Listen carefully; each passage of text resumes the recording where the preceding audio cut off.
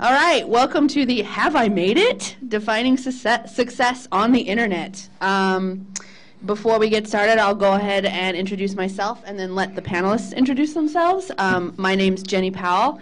I'm the producer of the Lizzie Bennett Diaries, as well as I am the producer of Geek and Sundry Vlogs. And I also work on the online conference VidCon, which is in a couple weeks.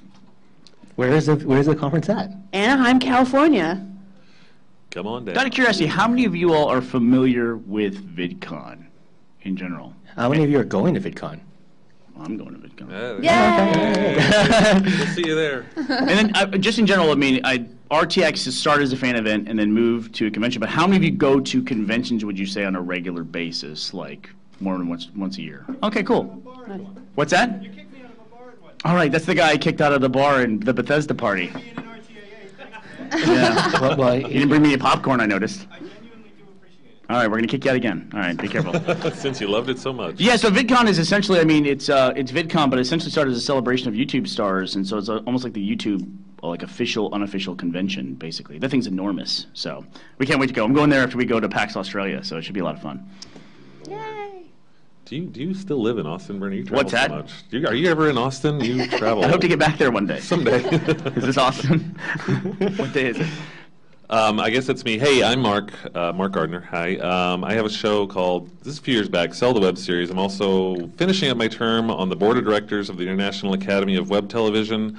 I am helping to program the industry track at VidCon for all of the industry types, so I'll be out at VidCon as well. And most recently, just started a new channel on YouTube called Weird Girls, focusing on geek culture that has a scripted series along with vlogs, first-person videos, things like that, all focused on geek culture. That's enough, right? Yep. Beautiful. Nice. So my name is Bernie Sue, so this is not going to be confusing at all. I mean, come on, two Bernies, really? Like, Right next to each other. Should I be between you? What are the chances? We're good.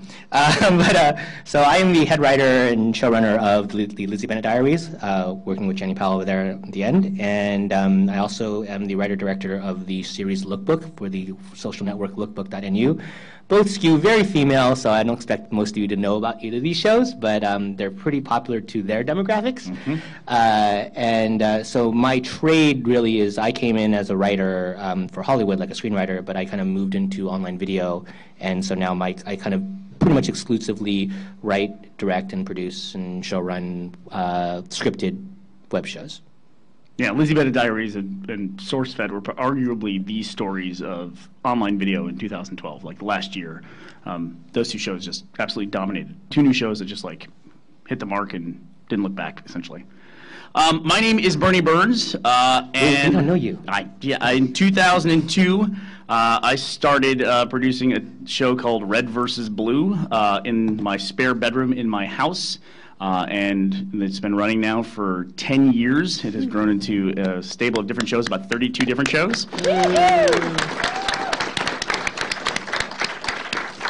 We went from one guy working one weekend in a spare bedroom in his house after hours from his day job, and now we have, as of today, I think 63 employees, not including all the Guardians who help us, who for free and lend all their time. Thank you very much for helping us all this weekend. That facility has 63 employees now? We have like a little thing next door. It's like an overflow space. Okay. And now we're like hitting like AC climate issues because there's too many people over there too. Yeah. Right, that's where we film all of our live set productions, like the podcast and the patch. Great. Nice. That's successful. So your panel, everyone. Let's jump right into it. What is success?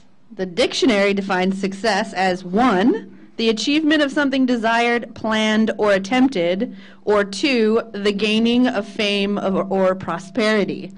Do we agree with this definition? Can you repeat the question? Can you use it in a sentence? Yeah. I would really like some success. Oh, now I get it. Who wants to start with that one? Yes and no. I'll start off, and I'll say yes and no. I think there are aspects of that that I would agree with. I think anybody that's going into this would love to have the definition of success of, fame and fortune and all that. Sure, who wouldn't? I also think that there are other ways to gauge it, and I think that that's a very personal discussion for the creator. Some people are going to be successful and in their mind feel they're successful if they're able to consistently put out a video that they love. You know, and that's great. If that's your definition of success, great, you are successful. I think, and I'm trying to remember who told me this. I actually think Felicia told me this once, but she got it from somebody else, so I don't want to say who's quoting who. But to paraphrase, the definition of success is the respect of people that you respect. And I kind of like that, personally. If I'm creating stuff that I love and I am able to talk and be with people who I respect, then to me, I'm okay. I feel good with where I'm at. So to me, that's kind of the definition that I really focus on. Am I independently wealthy off of my youth? No, far from it. At the same time, I do feel that I've gotten to a certain point where I feel good about the level of success I've achieved. So money, great, but I think that there's more to it. I think it's a very personal discussion. I don't know how to refute that. I'm like, yeah. I win all the time. Well, you're right. The panel is finished. Well, no, but Mark is right. Like saying it, personalizing it is really the definition. But I think, I would define it differently. I think it's really about sustainability of if you're making videos on YouTube, the goal if the goal is to make one video, then fine, all right. But I don't think your goal is to make one video. Your goal is to make lots of videos and keep that machine going, audience-wise and monetarily and all that stuff. And so my feeling I'm sorry, I have to be the guy to bring the money back into it. But my feeling is that you need the definition of success is to be able to keep doing it. You know, the successful author doesn't write one book. Well, maybe they do, but generally they don't. they keep writing. That's what makes them successful. I think my personal definition. Well, I don't want to. Before Bernie jumps in here, I agree. At some point, you got to make money so you can keep doing this, because it'd be great if I didn't have to make money and I could just make videos all day. But at some point, realistically, if we want to keep doing it, there's got to be a little bit of profit in there. There's nothing wrong with that. It's just how do you get to that point? I think it goes even further than there's nothing wrong with it. I think you have an obligation to make money and support your productions, because if you have an audience of people who like what you do, they're taking their time and they're showing up to watch it. You have to have a plan in place to make sure that you're going to be able to continue to do that. There's nothing worse than liking something and having it go away. A big crossover for anybody who does anything online at all is the sci-fi demographic. I think we've all had shows that we know and love that are just canceled because the budget's too high, network executives don't get it, something like that. And that's why Kickstarter's been such a big thing lately, where things have been revived and they have an audience. So making money used to be a dirty word on the internet, even ads and things like that. But you do have to suck it up, and you got to find a way to make a reliable business model to support your shows. Because if people are watching your shows, you have an obligation to figure out a way to keep making them. That's the way I think. And back to Jenny's question, success is always a very personal thing. You're always going to have a goal that's important for you for success, and it's more importantly over the course of a career, it's a moving target. It never stops. If you reach a goal, you will make a new one for yourself. And if you stop doing that, that's interesting. I haven't reached that point myself. My first goal when I first started making my first web show, which was Red versus Blue, was I was hoping, because the developer that makes the game, Bungie, at the time, was very big about acknowledging their fans. Literally my goal was maybe we could end up as an Easter egg in the game. That was like a pie-in-the-sky goal. And we surpassed all of those expectations 2 weeks in, pretty much, with recognition and all that. So.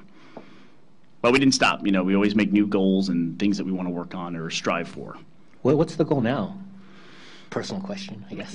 Well, after 9 years, I stepped back as CEO. So and Matt Hullum took over, and so I've really enjoyed the last year of being less of a leader and more of a cheerleader, because we have so many people at Rooster Teeth now that make such cool stuff. Monty Ohm, Jeff with Achievement Hunter, Brandon and Chris, Chris and Carrie, the whole Ruby team that's working on it. It's just there's so much stuff. It's just great to keep people motivated and be inspired by the things that people are making that I didn't even know we were making in the office. It used to be if I wasn't heads down doing it, I felt like it wasn't getting done. And now it's great to have that different role now, And that'll be a little bit of a creative recharge time for me, and then go off and do some of the bigger projects I've been wanting to work on for a while. Looking forward to that. Yeah. I say, Super fun. You gonna tease anything? Any hint? Listen, my background, is as a feature filmmaker. First thing I made was the schedule. Red versus Blue, I write it like a feature, we shoot it like a feature, and we chop it up into what we call episodes. But it's not. It's a feature film every year. So, but that being said, people always ask, when are we going to make the Rooster Teeth movie? So that's what I'm working on next. I'm working on Rooster Teeth, working into feature films, feature-length content. That's what I want to do next. Great. Boom. Awesome.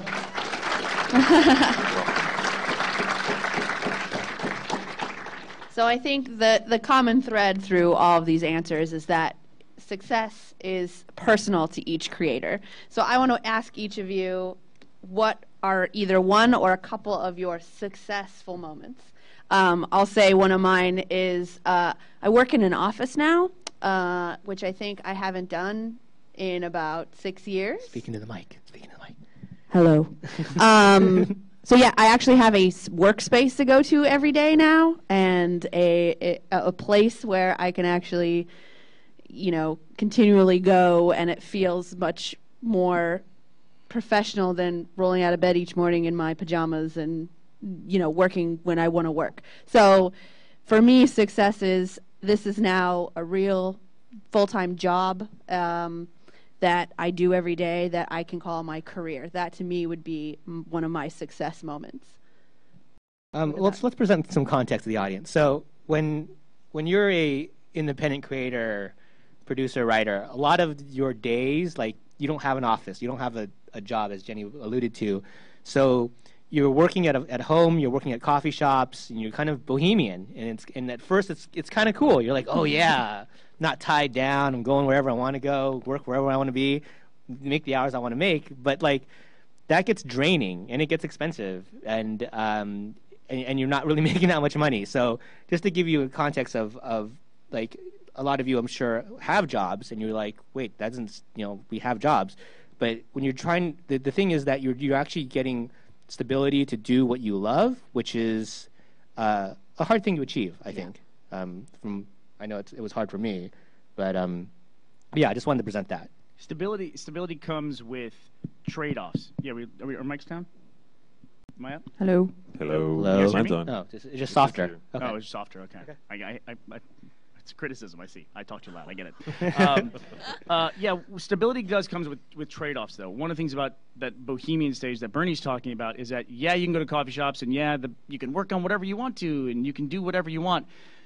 The big downside to that is you have to do it, and you can do whatever you want, and you can get what's called paralysis of opportunity, where since you can do anything, you kind of feel like you have to do everything, and you have to sometimes narrow your focus and focus your vision to get something done. For a guy that works for us who appreciates that more than anybody else is Monty Ohm. If Monty left to his own devices, he would literally work about a year on a 4-minute video. And that's what he would do. And he would love to do that because he will drill down. He'll start with a 4-minute video, and he'll make every second better, and then every half of a second better, then every beat better, and then every half a beat. And he'll just do that over and over and over again until he's got like the perfect video. But you'd only see something from him once a year, essentially. And he knows that. And so he will intentionally limit himself in what he does. And he talks about that a lot in behind the scenes. And I think that's an important aspect of creativity and in the creative aspects of business is that you have to have a focus. And sometimes that comes with limitations. Paralysis of opportunity? I love that. I love Nice. that. I'm so First time feeling I've heard that. that one. It's a good one. Yeah. T-shirt? That's another opportunity. There we go. Paralyzing one. No, but I mean, I'm with you on the limits thing. Wait, are we on that topic now? I don't know. I've lost track. What are we doing? Yeah, sure. Let's expand upon that. I mean, that's Well, yeah. So piggybacking on what Bernie said. So one of my favorite quote, my favorite quote in entertainment is from Orson Welles, and he says, the great filmmaker Orson Welles, the enemy of art is the absence of limitation.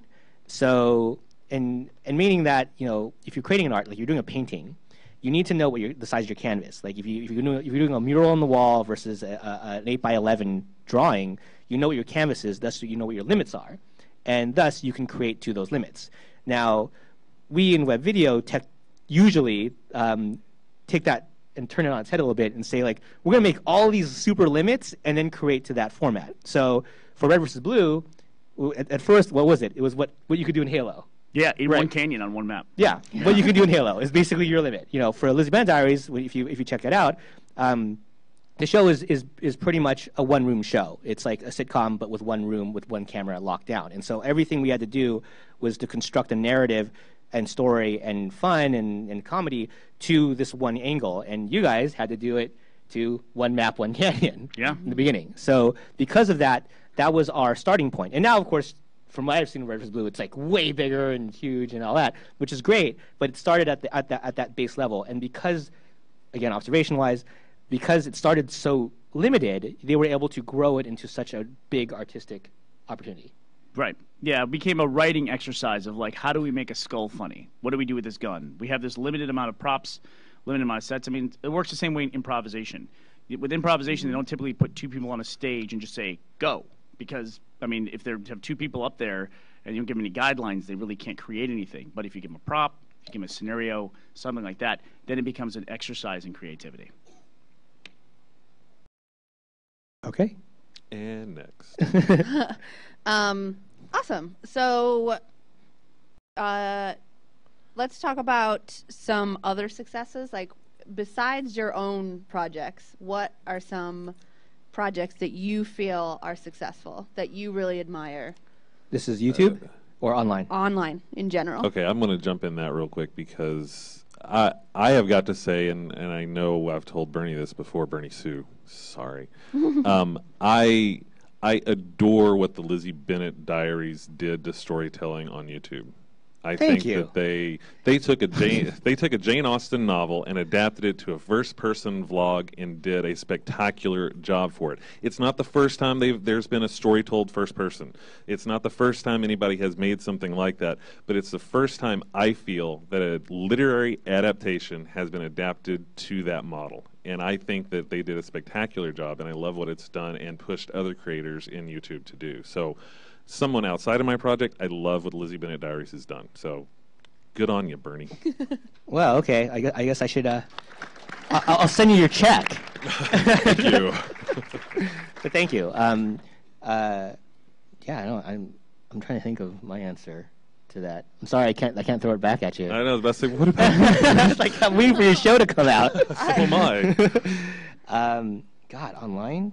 I mean, like, aside from why we're here in this convention for Rooster Teeth, which I mean, you look at from what I've seen again from Rooster Teeth, it's like it's not just one show, it's not one entity, it's like this whole umbrella of things, and now we're here at a convention of how many people?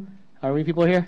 8,200. 8,200 people are here. Wow. Man, It's that's huge. crazy. Yeah. Like, that's amazing. Don't tell the fire marshal. It's supposed to be 8,000. Well, this one was good. Yeah, we're good. We'll all live in the case of a fire. But I mean, you think you see that? You see that with things like, I mean, I don't know if you guys are fans of this, like Annoying Orange, and you see that with like, I guess kind of with Fred, but not. I think he kind of just lost the franchise. I don't know what happened, but it just felt like he had something going there, and it disappeared. He went to TV. Went to TV, and it disappeared. Like, it was gone. But You know that Fred is about to drop out of the top 100 subscribers on I YouTube? know, that is Whoa. crazy. That's crazy. That's a weird milestone. He was #1 for Ever. Like 2 generations of YouTube. Yeah. whatever, that's like 3 years. I know, ask right? a question. just real quick, because you mentioned Fred, and I don't mean to interrupt, but I'm kind of curious, bringing it back to the topic on the panel about being success. We've got Fred on YouTube, who was the #1 subscribed channel on YouTube forever. He moved to TV and has dropped off the radar. Is TV considered successful? I mean, if you're online, I know a lot of people are like, oh, I want to get on a TV show. Is that successful? What do you guys think about that? I mean, I would a very think good that question. everyone in this room, if you just kind of said it just like that, it's like, oh, I have an internet show that went to TV, they'd be like, oh, TV. And then TV and movies has this kind of romanticism of being this elite thing. And it's truly not true. Like, you've seen horrible movies. Like, you know, there's a Leprechaun 4. I mean, come on. Like, can I you just know. say The Last Avatar? Or, Avatar: Last Airbender, sorry. God, that was horrible. Sorry. As a movie. As a The movie. show is amazing. The cartoon, brilliant. But The Last Airbender, But like, and there's certainly bad TV shows. Like, I mean, there's like 500 channels on DirecTV. They can't all be amazing. You know, they can't all be good. So to say that you've done the leap to television, and that's the definition of success. I mean, I think personally, I'd like to hear your opinion on this too, because I'm sure you get approached. There's only two reasons that I would want to go to TV. One is the money, and two is the ego boost. But that's it. Like, I don't really care. Yeah, I think when you're making projects, and we've all made multiple projects, you do reach a point at which you don't want to spend the first 10 to 15 minutes of a meeting explaining what you do. You know, and so there's things like TV, and we're still in that stage where TV, film, they're legitimate. You can say, oh, I have a half-hour show that's running 4 seasons on Discovery. And that's just the vernacular of the people you're talking to, and that becomes easier. It becomes easier for financing, and it becomes easier for getting talent as well. So that aspect is easier. When you talk about the ego boost, that's what I associate that with. And yeah, we have had opportunities to take Red versus Blue in particular to TV a couple different times. We got really close. We made an animated version of Red versus Blue. I don't know if you saw it. It looked like a Saturday morning cartoon. There's been a test piece of that floating around. That was about 4 years ago.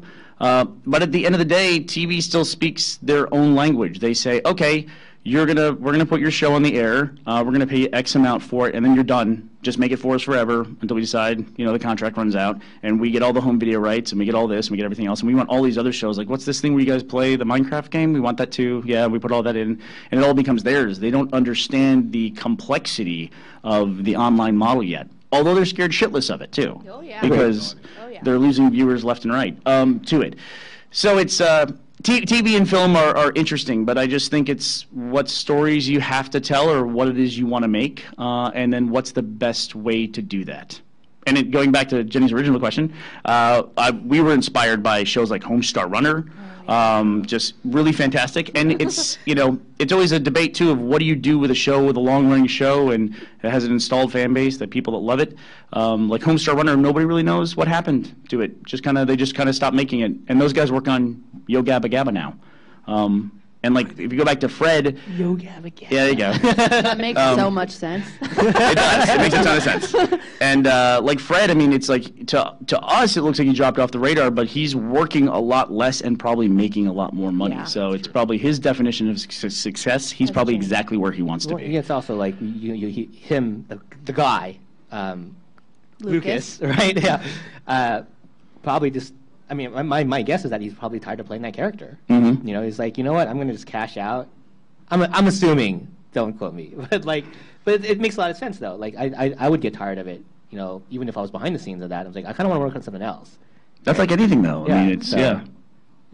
Well, and I think okay. So going back to an earlier question on how would you define success and everything. One thing that pops into my head when I'm thinking about, because I shoot videos. I'm shooting all this weekend. I'm shooting a Monday night every week. I shoot a few days every week. I edit 5 to 6 nights a week, just trying to keep the YouTube traffic up. One of the terms that I would love to consider success is I would love to have a free weekend. So it actually sounds like, as far as Fred's concerned, he's probably got a free weekend. He's probably feeling pretty successful right now. At least that's my guess. Yeah, I don't have free weekends. Nobody has free weekends, really. But I would love to have a free weekend someday. It'd be great. Right. I think a skill that a lot of people on the internet have is that they make a lot of work look like no work whatsoever. Like a first-person show, with a specifically focused way of presenting the show, you might look at that and go, well, there's not much to that. Guys playing Minecraft or playing Grand Theft Auto.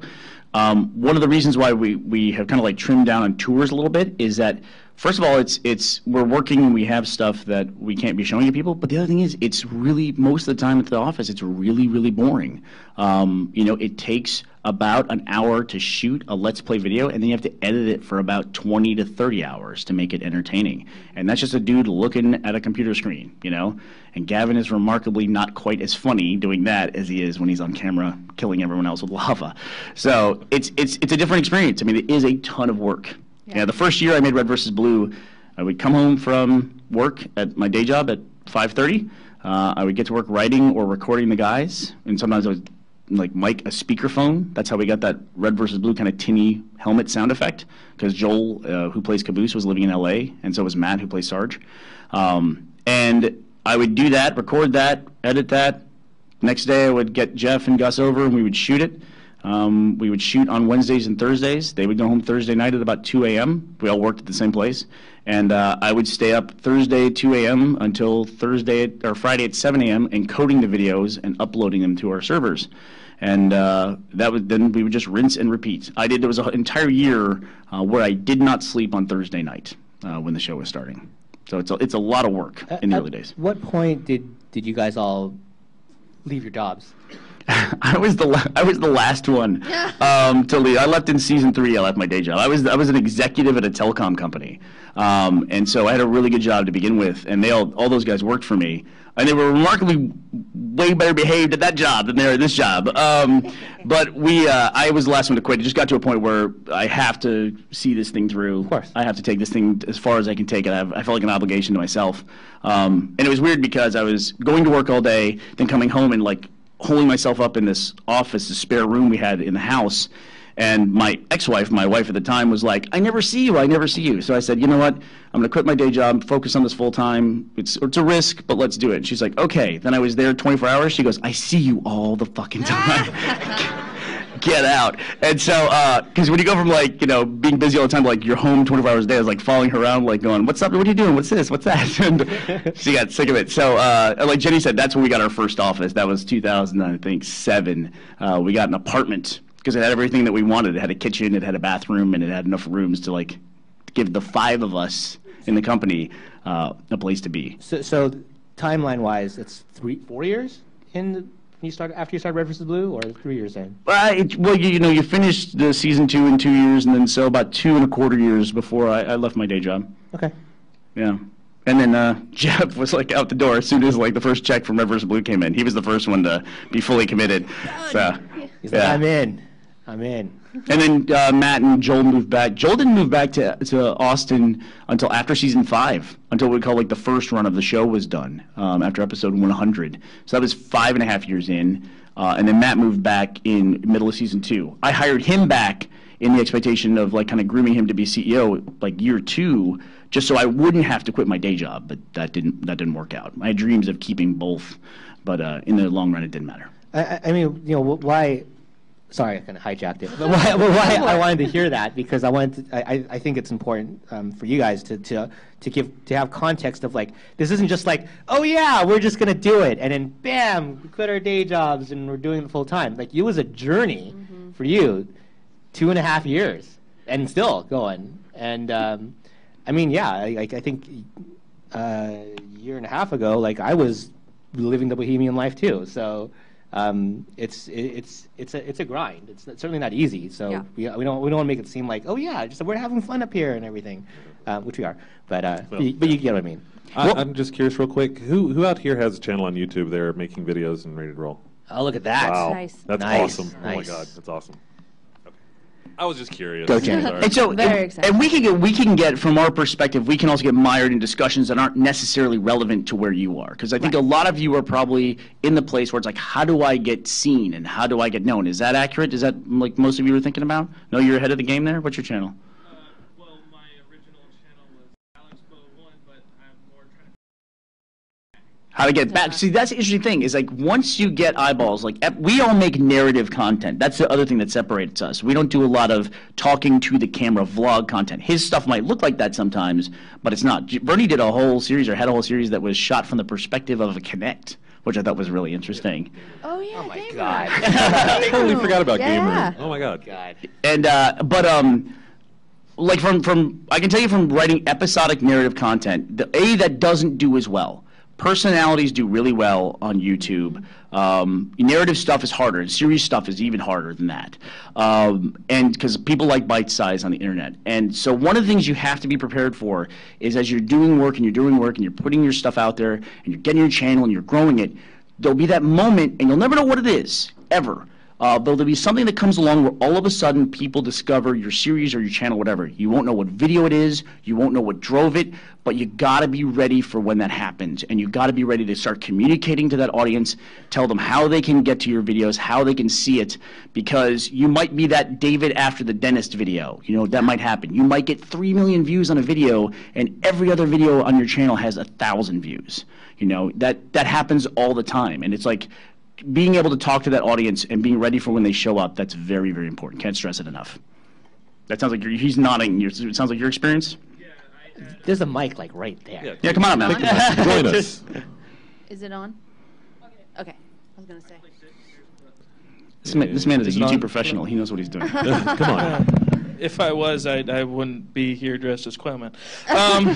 It's okay, man. It's okay. I did have another question. I'll ask it later.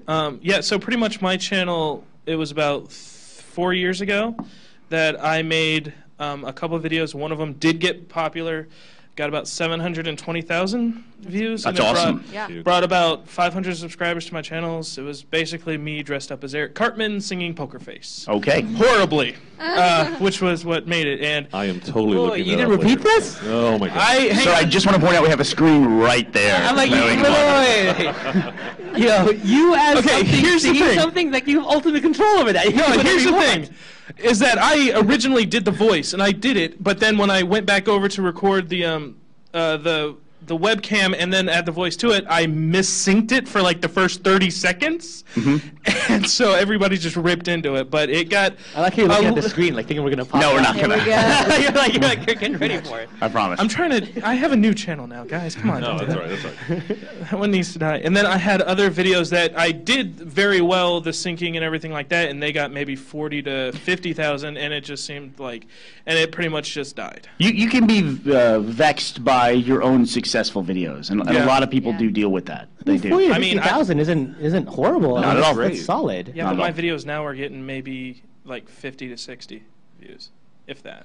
Listen, there's something that's going on right now in YouTube in general. They publish the stat every year or so, and now they're up to every minute on YouTube, 100 hours of footage are uploaded. That means if you wanted to watch literally every video on YouTube, you would fall 4 days behind every minute you try to do that. That's an exceptional noise floor. And then you have all the professional entities, all the networks, the established people, who are now all of a sudden recognizing YouTube and creating noise from the top down. And YouTube is honestly helping them do that.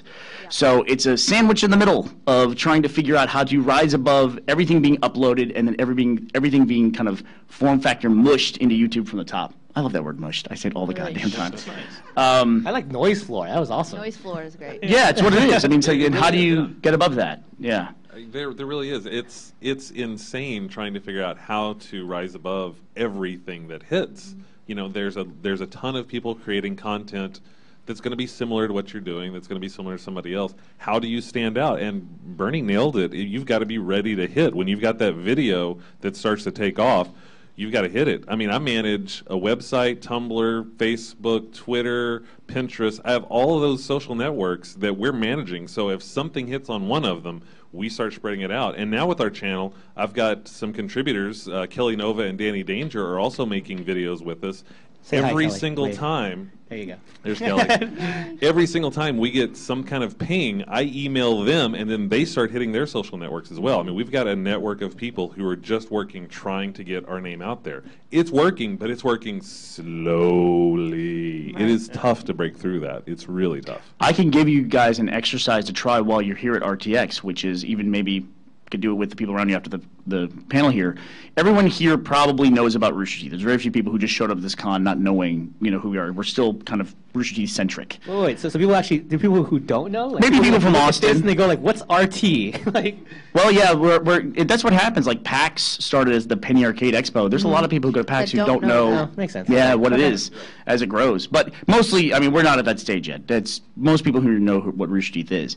Ask the people around you, how did you first find out about Rooster Teeth? You'll probably ask 30 people, you won't get the same answer, which can be a little frightening. I mean, they all find about it. Even if they say red versus blue, it'll be a different episode. So you just never know the ways that people find things. And it's like, how do you make sense of all that?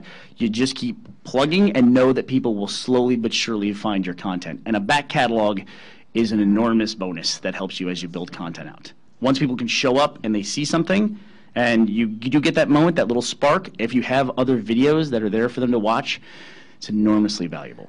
I have a question for you. Yes. Man in the X-Men hat. Thank you. So, in Hollywood, one of the things between the screenwriters and directors, and some of the actors too, is that the biggest element of success is talent and all that stuff, sure, luck. But they say the one is attrition. Like, you just keep doing it, keep going, stay in the game as long as you can. And when you quit, you quit. If you have to jump out, you jump out. Do you feel that how much of a factor does that play in an online video? your opinion? Like just attrition, like you can wear down the audience to watching your stuff? Just keep making videos. Yeah, no. Keep putting out content. Yeah. The number one question we get asked is how do we get hired at Rooster Teeth? And how do we, and I usually try to boil people down, like what is it you like to do that, and a lot of times what people do is they identify specifically with on-camera talent. You know, like voices in Red versus Blue. These days, I want to be an achievement hunter, an on-camera person. And I just tell them, look, that is, anyone can take a copy of Minecraft, record it, and talk over it. Anybody can do it. For whatever reason, when our guys do it, it's 2 to 3 million views every time they do it. And there's some secret sauce in the cast and the way they work together, but there is a craft to that. There really is. And you have the ability to start doing it, like just pick it up and do it. Matt and I, when we started in college, we shot a 16mm film on film. We had to develop it. We couldn't see the movie until 3 months after we shot it. We had to get it back and then like look at it on a projector. You know, this camera I carry in my pocket is better than the camera I shot my first feature on. So just start doing it. Just start doing it. Robert Rodriguez had a great quote. He said, "You have 40 bad movies in you. The sooner you get them out, the better it is for all of us." You know, and it's just keep going. You know, and a lot of times people can just like. A lot of times people can get big into over promotion of just like, watch this. They go to channels like, go to my thing, watch my thing, watch my thing, which is great. You do have to do that, but you also have to constantly be making content. You know, if you're driving a sailboat, it's better to be steering and running the motor than it is to be standing on the decks trying to blow into the sails, you know? It could help a little bit, but in the long run, it's better to have the engine driving the thing. So I'm curious, because a lot of you guys have YouTube channels. How many of you put out one video a week? At least. At least one video a week. Okay. Okay. Who does 2 videos a week? At least 2 videos a week. Solid. All right, all right. Nice. How about at least 3? Let's just see if our. Wow. Okay, you're like all over it. Okay. How many do you do daily? Yeah. Wow. Nice. Nice. That's crazy to me. You guys in Grace. That's. Oof. I forgot to raise my hand. Yeah. All right. Anyway. Yeah, but one thing I want to go back to is we deal with that here at Rooster Teeth. I mean, a lot of times we're like, how is this? We look at other stuff that's successful online, and it's amazing. The one thing you have to realize is there will always be a hot video of the day. There's always going to be the Gangnam Style, or there's, you know, that's even like a phenomenon. But the thing that's funny for one day, that everybody watches that one day. And like for Red versus Blue, we made hundreds of hours of, not hundreds of hours, hundreds of episodes, you know, 20 hours of content, and still Leroy Jenkins, a guy running into a World of Warcraft dungeon, is infinitely broader and more popular. You know, but it's just a different game. It's a different way to approach it. We're doing series content, and that's a one-time video. And you're never going to be as popular as those things, and you have to accept that. It's a totally different flavor of success, if you will. So much more than a one-time video. Leroy Jenkins. Did they do more? It was a No, I mean just phenomenon. the concept of that. The Oh yeah, concept. yeah. The epicness. You can't generate a meme. You can't do it. No. Even though there's a website called Meme Generator, no. No. You can't do it. You're adding. There was something that I noticed kept coming up quite a few times, is that you mentioned with all the noise that there are people who are doing what you are trying to do. So in that vein, how important do you think collaboration is in achieving success? Huge. I can say that, okay, and I'm going to jump on this because I've seen a lot of collaboration. I've done some small collaborations with interviews with some YouTubers and everything. Our most viewed videos on our new Weird Girls channel are the times when we've talked with Grace and Hannah and the Live Crew girls, things like that, where we have collaborated with other YouTubers out there. And this is just my opinion, but I can say that if you are a tiny tuber and you really want to start to grow your channel, if you can work with someone who is more established, that is a great, great way to take a step into that world. How do they do that, though? That's the hard part, and that's what we're going to talk about at VidCon at some point. I mean, I think a lot of people. I'm sorry, I'm going to be the detractor on this. Bring it. But I understand the value of collaboration, but I think we in YouTube overvalue collaboration because we just keep saying it, you know. And it's like the secret sauce is collaboration. No. Well, I don't say it's a secret sauce. I say that it is something It's a valuable. tool. It's a tool to use. Tool, but it's almost like you have to do it. I feel the message that we're incorrectly projecting out there is that you have to collaborate, you know. And I don't feel that. You know, sorry, I just don't feel that we should be projecting it as like, oh yeah, what's the first thing you do? Oh, go collaborate with somebody. Like, no, go make content. That's the first thing you do. You know, keep going, making stuff, and then as you find people to work with, Like, it doesn't have to be the superstar YouTuber. It doesn't have to be, even the 100,000 subscriber YouTuber. It could be the 1,000 subscriber YouTuber or the 500 person YouTuber. Like, just get going. Like the idea of, I mean, how many people's YouTube channels here are about game commentary, right? I mean, there's a lot here, right? So for example, like, I have an online audience, and it's like a couple thousand, sure. And sure, I could, if I was in one of your gaming videos, I could drive my audience to it. But my audience is all like, under 25-year-old women who don't play games. So it'd be a complete waste of time, except for. Wouldn't call it a waste of time. Well, but you wouldn't get that 10,000 that you want from me. Like, that wouldn't be successful. Maybe you'll get them for one video, but they won't stick around. If like the people you just raised their hands all just kind of traded off and did each other's videos, that's actually more valuable, because you probably you get better game commentary because you actually play each other's games, and you can trade your audience that way. That's more successful, or more not successful. Effective? Effective, thank you. Thank you. Let me bring back a little bit. Would you say then that collaborations are effective as long as they're appropriate? So you don't collaborate with just anybody that's out there. It's somebody that is within the demographic of your content. Yeah, absolutely. I mean, I feel, if you're doing like home ec videos, this is demographic, and you brought in Bernie Burns to do a home ec video with you, like, that's not going to be very effective. Dude, I would totally watch that. You may, but like you wouldn't like get that audience. Like, you wouldn't like translate 50% of his audience into like, this channel. Yeah, you're right. I would just watch that and like it. And be like, that's an awesome video. And it's a one-shot deal. Like, you want the long tail. You want to be successful for. Also, everybody has looking up syndrome. They don't want to collaborate with somebody with more views or more subscribers than them. But if everybody did that, then nobody would collaborate, because somebody has to work with somebody on their level or who has less views than them, right? And I think Bernie's right in that we say collaboration in the online video world. It's just like in Hollywood when they say get a name actor. So it'd be like, if you're writing a feature film for the first time, get Tom Cruise to be in it. It's like, well, that's okay, we can say that, but how do you get that done?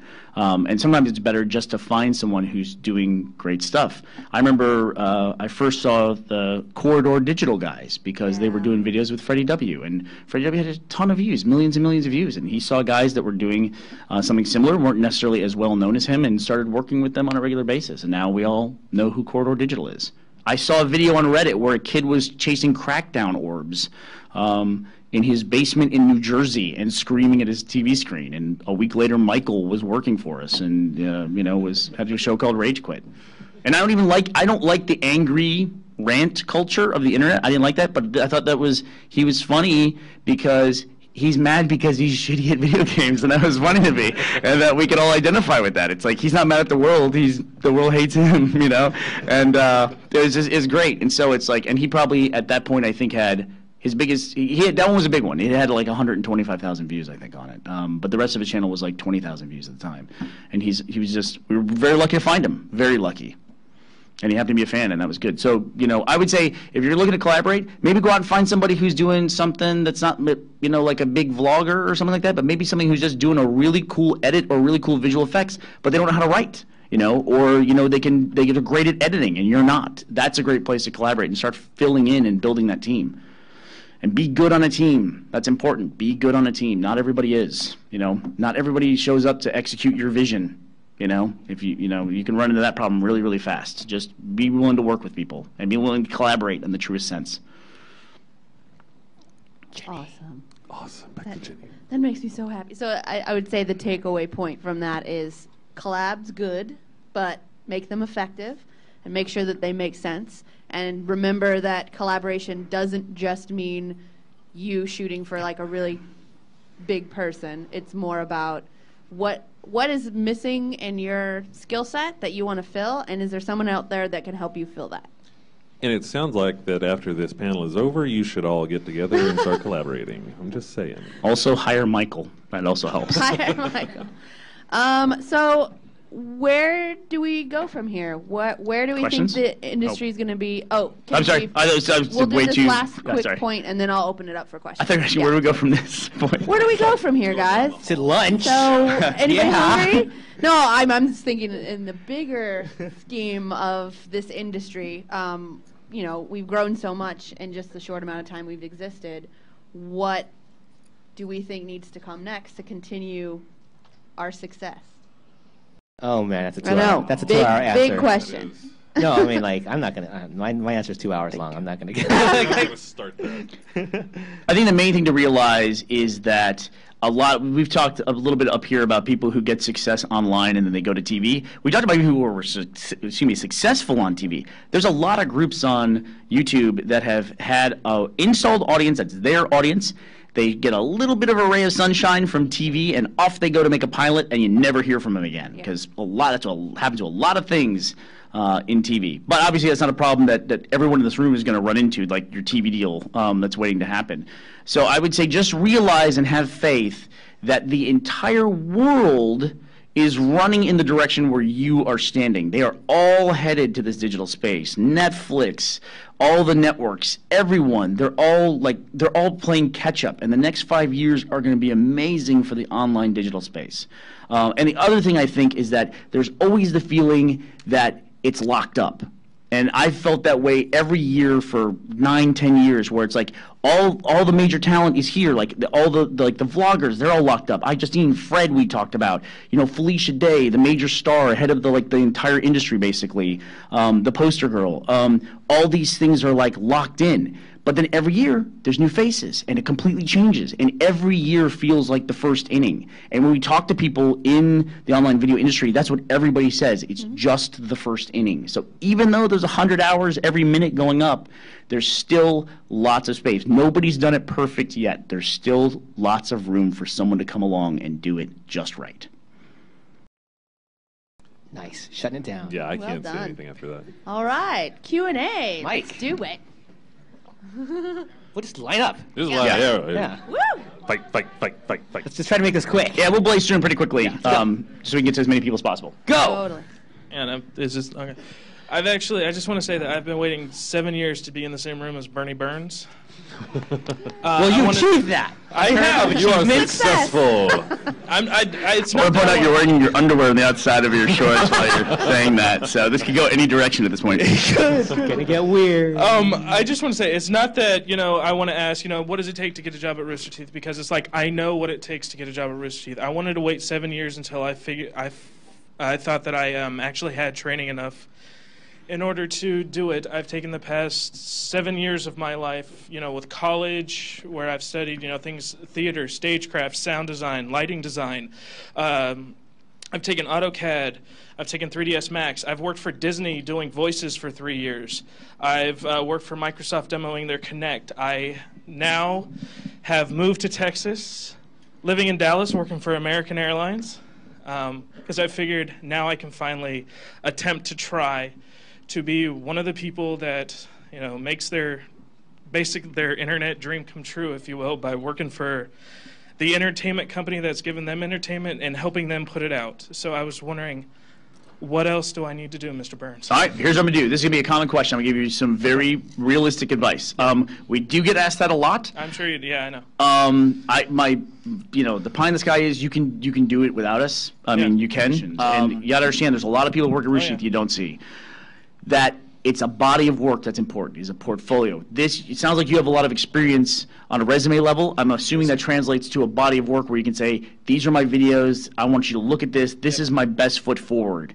And Brian is holding portfolio reviews today and tomorrow. I would recommend you do that. Kathleen is another person who hires all the time. She's hired probably 5 people in the last month. And so these are the people that are doing it.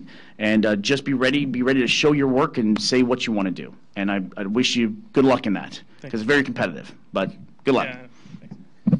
Next. Hello. I can move it. I'm short, but. Hi. So, question to you. Rooster Teeth is constantly expanding, I know, but are we going to see any more live action, not so much RT Live, but more of RT Shorts stuff? Yeah. That's kind of content you're going to be putting out with the movie, or? Yeah, well, the movie's live action. The things that I'm looking at, the projects I'm looking at are live action. They might end up looking more like a series like you're used to today, but at least approaching it like that. Live action for me these days is immersion is a big one. The Shorts team, Brandon and Chris and Matt, And then Joel has taken over Day 5, which was a smaller bite-size miniseries that we were doing, a sci-fi thing that I wrote.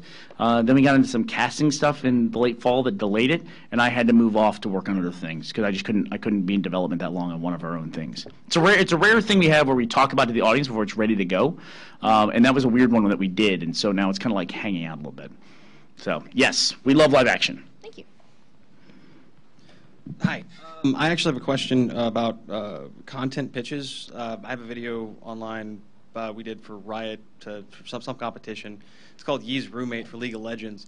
It says like 50,000 views. My question is, would an established production company like Rooster Teeth consider content pitches from small independent teams who have the ability but not the experience? Sort of like, I guess, collaborations, looking up, looking down, so on and so forth. Yeah, I don't know. Jenny, how do most people handle like pitches? Because we don't do that. Is that something that like would be valuable for us to do at RTX, do you think? We have like a panel that's just pitches? Yeah, I think that would be... That's if you're looking for content. Yeah. You know, I mean, we take pitches for adaptation vlogs. So if that's what you're looking for. So you're taking the style of Lizzie Bennet Diaries and then expanding it to other entities? Yeah, of course. Across the board. Yeah. Huh. Does VidCon do anything like that? Like, let's think bigger than Rooster Teeth, right? I mean, Sure. Across like YouTube, like, because you work directly with YouTube a lot too. Absolutely, And their partner program and now their creators program. I mean, how do people get a show and how would they take that to YouTube to do it? The way that I had always done it in the past is literally I would reach out to creators that I really enjoyed. And I mean, I'm a little different because I'm coming from the producer side. So when I got into online video, I literally just like emailed creators that I really admired and I said, I like to produce, what do you need help with? That's how I ended up at DeFranco Creative for a while, is I literally was like, hey, you guys look like you need some help. Do you need somebody to come in and help? They're like, yes, we need someone to set up our office and manage this and help us take that. And I went, great. So really it's about putting yourself out there and being very honest about what you can and can't do and what you want to do. And then the biggest step is then start showing up and follow through with it. I will say Geek and Sundry is currently looking for scripted content to fill their next season of content. It's a YouTube premium channel. And who's the head of Geek and Sundry? Felicia Day. Just so you know, Jenny Powell.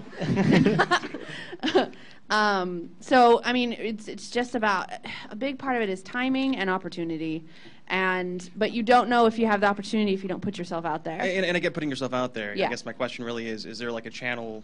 Do you just hit the front lines? Hey, marketing guys, here's an idea about turds and diarrhea, or you know. You sound like just like Chris Hardwick when you said that. I think it goes back to Bernie's point earlier about having the body of work. You know, it's like you can have an idea, and I've been, you know, especially those of us who come from Hollywood, it's like we hear there are ideas, there are thousands of them. And so you just don't want to like take off the clothes from the body of work? Yeah, exactly. Like, show the pecs, you know, like that's what you gotta do. No, but I'm saying it's like you have an idea and you have something to back it up. It's like I want to do this, and I've done this.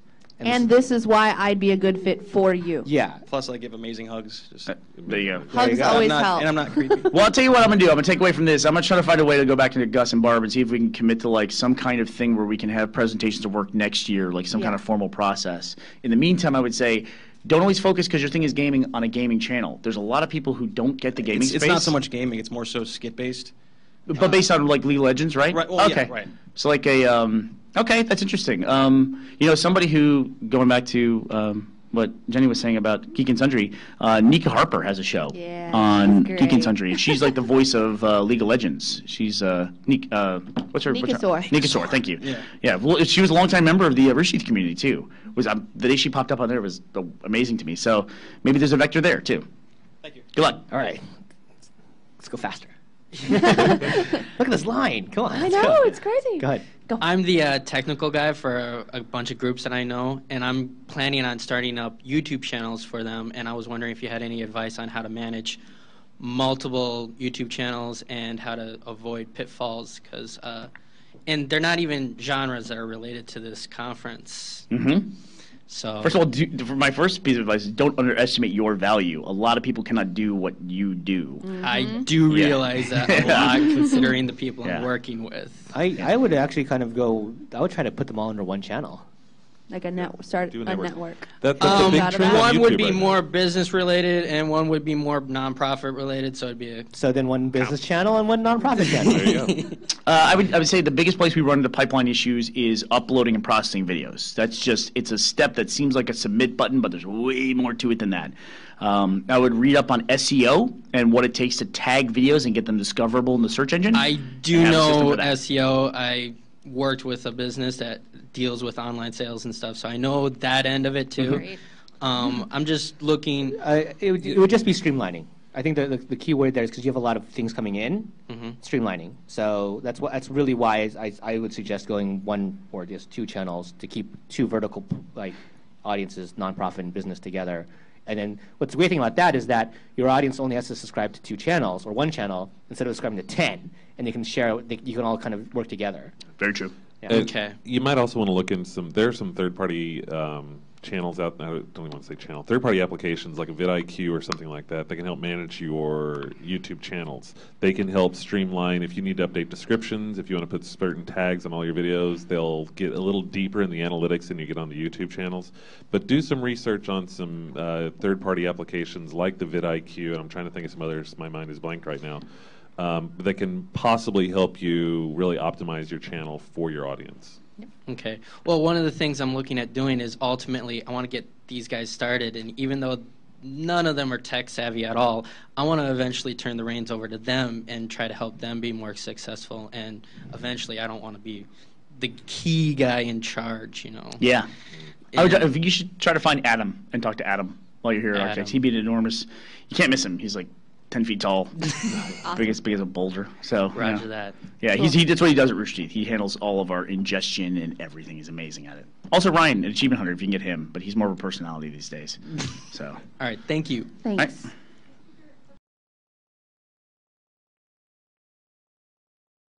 Okay, so hypothetically, you guys are here Yep. and we're there. Gotcha. Right? So coming from that aspect, as someone who's just like an idea guy, you can ask my friends, I don't listen to a word they say, and then in middle conversation I'll just spout something out. And then like I'll have a whole bunch of things going at once, and then they'll all just disappear with new ideas coming. How do you suggest I could manage something like that to where instead of just dropping off ideas? How many videos have you made? How many what? How many videos have you made so far? Well, we've made a bunch, but none of them are online. Okay. Put them online. You got to put them online. Yeah, put them online. That's always the first step, is make the videos and put them out there. You got to be part of the conversation, and you can't start all the other stuff until you're part of the conversation. You got to get into it. You don't even know if your videos are good. Good being defined by an audience because you haven't even given the audience an opportunity to judge it. Right. You know? So that's a main thing. You just got to pull the trigger. That's it. Awesome. Yeah, Great. because the really big downside to one, or 100 hours of video every minute too is some people are making really good stuff, and if you sit on a good idea, somebody else is already making it. Yep. Already making it. I've run into that a dozen times. It's a killer it's every time. frustrating. Killer every time. go for it. Hello, Mr. Burns. Do you think that Rooster Teeth would be as successful as it is today if you didn't make commercials for game companies and stuff back in the day? No, because everything we did were as successful as we are today. I don't think it's a major component of our growth, but it did help us with legitimacy with video game companies, which then showed that we could be trusted with pre-release games, which allowed us to make new content and develop new shows based on games that were not on the market yet. So in that sense, yeah. Cool. Yeah, Thanks. that was the big legacy of the commercial projects. Okay. We make a lot of TV commercials for video games. Not a lot of people know that. I didn't know. The guy that did that, he's working with me. Oh yeah. Basically, it's always amazing. It's always amazing. Whenever I started with season 1 with you, pretty much watching you guys to right now, amazing as far as how big everything's gotten. At what point did you see to where you have a success? Was it as soon as you started recording, or as soon as the first episode or second episode came out, to where it's like, you know what, we have something and we're going to continue with it? Always have expectations for a project when you start it. That's inevitable. You hope it'll do this, you hope it'll do that. I would say we surpassed our wildest expectations about 3 weeks in. I mean, the whole thing was like the popularity of the initial episodes of Red vs. Blue. I just say it's like falling up a cliff is how it felt. It was an amazing time, and it was crazy. Yeah, it was great. I don't know. I mean, the thing about any success story is there's always going to be the X factor you can't recreate. I mean, you just can't do it. You can read people's autobiographies of like Rob Rodriguez making a movie for $7,000. How did he get Miramax to distribute it? You know, our X factor is the time in which we did it. We did it in 2002 when nobody else was doing it, and there was like 1 or 2 other shows. I mean, I remember when we sat down to call our thing a web series, nothing else was called a web series as far as I know. We just came up with that term, and like it's in the first episode of Red vs. Blue. It says the popular web series Red vs. Blue. So. You invented it. Wow. Yes, send me a royalty check for that. So Thank you very much. thank you. So about 2 years ago, I started a Minecraft server called Westeros Craft. Yeah. In the past year, we've like blown up. It's like Game of Thrones. Yeah. Time Magazine, Reddit, Wired. Thing is, now it's kind of a second full-time job for me. It's badass. We've got the success. I just kind of want the money now. It's Okay. kind of getting. It's kind of It's just getting to fair. that point. Yeah. Good question. All right, I like this. Totally fair question. Yeah, the problem is, this is more YouTube-based, but the Minecraft server is not. It's more like just community. You got a double whammy. Yeah. You have a product that is based on an unlicensed IP that somebody else owns in an engine that is owned by somebody else as well. So Right. that I can relate to that. Because, I mean, we just had the one instance of that. Don't know. You have an uphill battle for talking to 2 groups to try to monetize that. Like, you could monetize it and not just okay with it, but then HBO hammers you or the publishing company hammers you. Right, and I've talked to Notch, and you know that's all good. But Well, the that's problem cool. is, Let's the, talk to the you about problem that. is trying Well, to there you go. contact HBO and George Martin. Good luck with that one. Yeah, it's tough. It's tough, and so I wouldn't know how to monetize a Minecraft server. I don't know how to do that. Okay. You know, you might have an opportunity to pitch to the people for promotions, where you can do online promotions for scenes in Minecraft. You know, people love Minecraft. Yeah. Minecraft made 3 years after the game was out. Minecraft made $250 million on Christmas Day. Yeah. You know, across all of its licensing and everything like that. The Minecraft is a phenomenon in the video game world. So maybe that's an opportunity there. Okay. But it's uphill battle that you got there. Yeah. Yeah. All right. Thank you. Yeah. I Other can do suggestion? one more. Yeah. So. Okay. All right. Lightning round.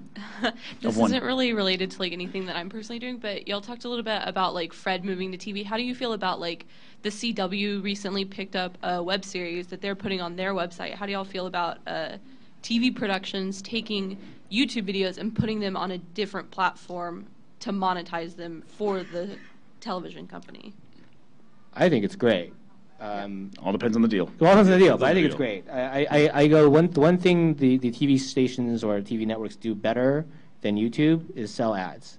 They sell, not saying they sell more ads, I'm saying they sell them at a higher price point. So us making $5 per thousand on YouTube are suddenly making $35 per thousand, 7 times that amount going through CW or going through some of those things. So I think it's a good thing. Because more money in means more of us can feed ourselves, like all of us, you know. Success does, rising tide raises all ships. Yeah, That is for certain. So, Yeah. of course, it depends on the deal. And for CW, it's like, yeah, of course, because like heck, the device that's the TV with the remote control is going to be the device that's the keyboard with the keyboard. Sooner or later, it's going to be one thing. So you might as well integrate right away as soon as you can. And I mean, slightly related, which I'd love to talk to you guys about later. I think we're almost at a point where we're going to see competitors to YouTube start. Oh my popping God. up. Oh, yeah. It's That's the happening next decade. right now. So there are some people moving right now to create a competitor for YouTube. So Which is insane because the last 5 years, all anyone did was go all in at YouTube. People who had major stakes in like huge .com sites. So, I mean, there was like machinima.com turned off their .com site, turned to a press site. And they went all in at YouTube, and now they're all backing out of YouTube and trying to start competitors to it. There's some economics back there that I don't know if we can share, but YouTube obviously makes a lot of money from YouTube videos. YouTube makes more money from YouTube than anybody else. Oh, yeah. And Shocker. Yeah, and so as some of these companies get bigger and bigger, that's a huge chunk of the revenue going away. So you're going to see more segmentation. It means it might make it harder to find an audience, but it will mean that content will become more important, and that people are going to be looking for content to put on these alternatives to YouTube, and that's where you guys can have a lot of opportunities. Awesome. Thank you. Great. And I have to apologize because I know I want to hang out and talk to people, but I got to run to the 343 panel because we're showing something really cool new in Halo 4. So, So I you guys shouldn't apologize. just go. Yeah. So thanks everybody for coming. Thank you, guys. See you later.